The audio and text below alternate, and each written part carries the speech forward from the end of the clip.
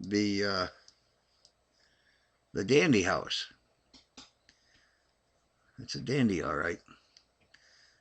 I've known it as the Dandy House since 1973.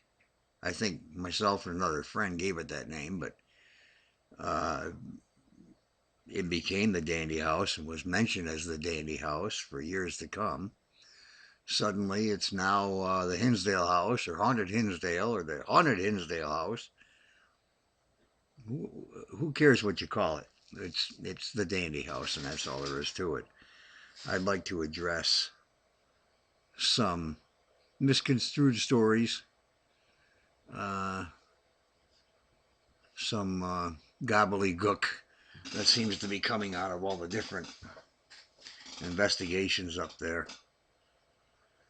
There's some just plain insanity when it comes to what the cause of the hauntings are. I'm not an expert. I'm not even a paranormal investigator. I I met a family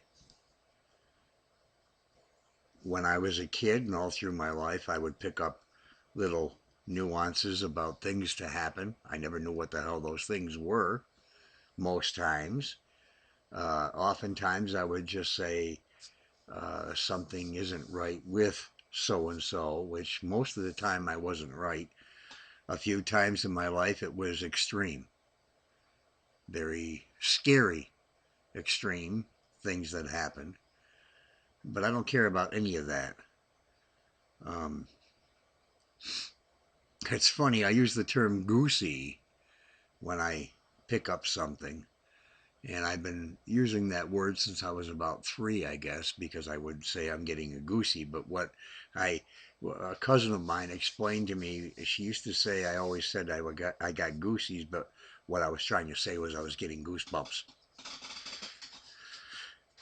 Anyhow, I want to get right to the heart of things here that are really bothering me and some other people in from the 70s. This is the 70s time that there's so much crap going on with the Dandy House.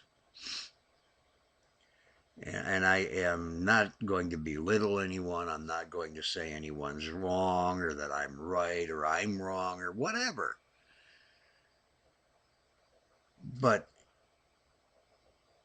supposedly the hauntings of this house began with the Dandy family in 1970. They moved in 1970. They moved away from Buffalo to get away from the rat race, to have a country home, someplace quiet, and they fell in love with the house on McMahon Road. They sunk quite a bit of money into the house. It was really in really good shape when they moved in. If any of you have seen the pictures from the early 70s, you'll know just how great this house looked at one time. And they put more money into it after that. And it was great. And things just started happening. Why? Who knows? Who knows? Nobody knows. I don't even want to hear that this person's an expert on demonology or that person's an expert on orbs, which forget about orbs. Orbs, yeah, whatever. Um,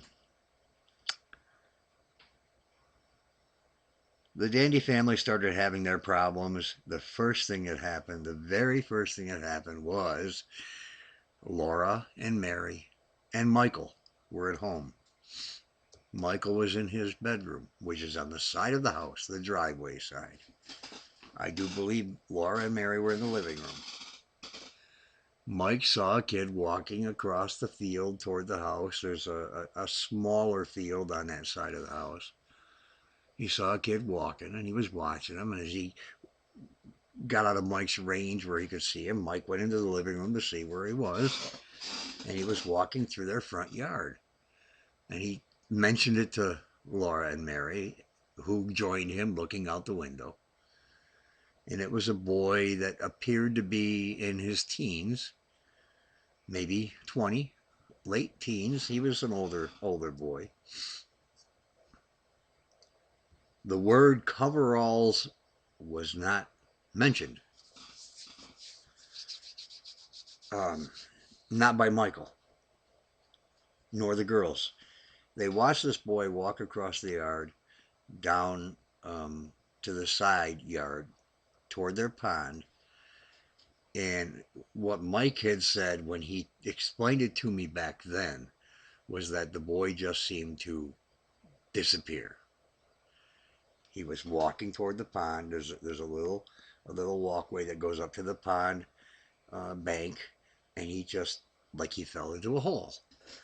It scared all three of them, and they told their mom when she got home from work and all that and blah blah blah. Point number one. That's the first thing that happened. There were a few other things, noises, walking upstairs when no one was upstairs. Um, the letter opener. Oh, it's been turned into a knife, a dagger, all kinds of different things. A letter opener that was stuck into the picture of one of the kids. I'm not even going to say which child it was because the family has been drugged through all kinds of crap because of this house. And Clara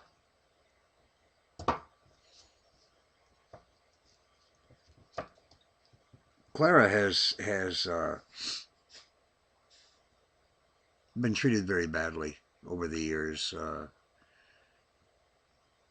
in one respect, anyhow. We'll get into that a little bit later. I'm doing this by the seat of my pants. I'm not going to sit here and have some production bullshit story that's all planned out. I'm just bringing this out as I think.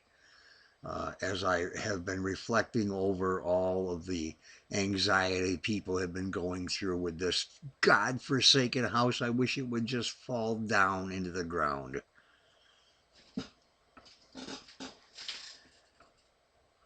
The boy walking through the yard, the letter opener in the picture hanging on the wall, the walking, the noises, the voices heard in the house. What seemed to Clara a couple of times to be outside of Beth's room, on the outside of the house. I met the Dandy family August 17th, 1973. The newspaper story, it was on the front page of a haunted house in Hinsdale, New York. I didn't think nothing of it. I put the newspaper on the counter on my bar that I owned a soda fountain at the time. I put the paper on the bar and dismissed it. I had a small fire between the shop next door, the barber shop, and my store, and the firemen came in and they put the little smoldering fire out and shut my business down until the building was rewired, which never was, and we closed up. Well, while I was doing all this cleaning up and stuff, I spoke to my fiance at the time on the phone, told her about this story in the paper, just in passing, not like I was all excited about it, because I really didn't care.